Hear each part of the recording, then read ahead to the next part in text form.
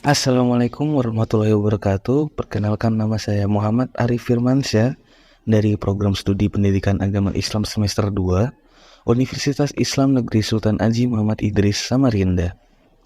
Kali ini saya mau bahas tentang peninggalan peradaban dinasti Umayyah. Selain karena masih sedikit yang bahas, ya juga untuk memenuhi tugas UAS. Jadi ya gas aja lah. Video ini nih saya buat untuk memenuhi pertanyaan teman-teman. Seperti, Emang ada ya peninggalannya?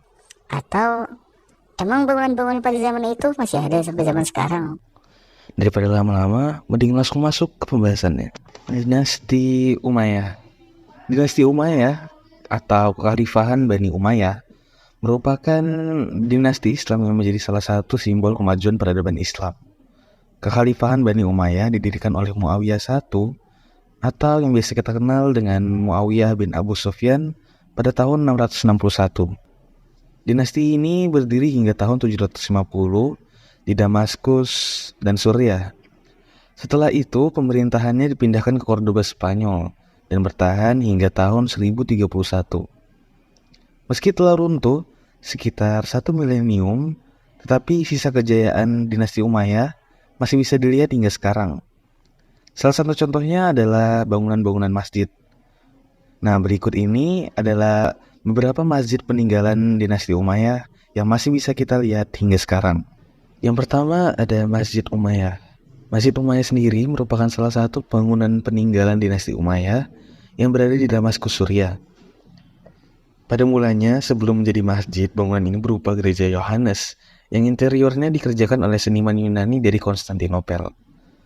Masjid Umayyah atau Masjid Damaskus dibangun pada masa Khalifah Al-Walid bin Abdul Malik dari tahun 706 hingga 715. Selain menjadi masjid tertua dan terbesar di Damaskus, masjid ini dikenal dengan keindahan ukiran pada interiornya. Masjid Cordoba atau yang biasa sekarang dikenal dengan Masjid Katedral Cordoba. Bangunan ini berada di kaki Bukit Sierra de Montena sebelah tenggara kota Madrid. Masjid Cordoba dibangun pada tahun 784 pada saat kepemimpinan Khalifah Abdul Ar-Rahman pertama. Sebelumnya, Masjid Cordoba ini merupakan bangunan katedral yang berbentuk Visigoth untuk menghormati Saint Vincent. Wow. Masjid Cordoba mengalami renovasi yang pertama pada masa Khalifah Abdul Ar-Rahman kedua yang membangun menara masjid untuk tempat azan.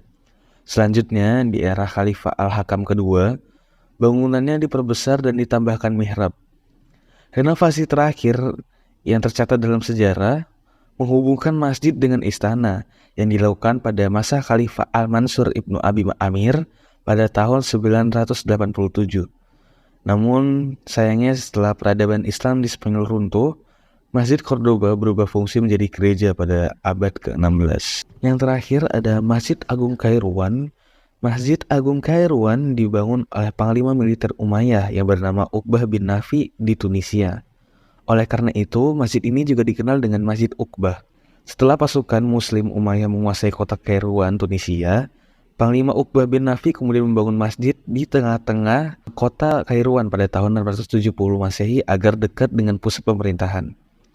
Namun, sayangnya pada tahun 690, Masjid Agung Kairouan hancur setelah pasukan Berber menguasai kota Kairouan. Setelah 13 tahun pada tahun 703, Hasan bin Nu'am yang merupakan panglima militer dinasti Umayyah pada saat itu membangun kembali Masjid Agung Kairouan.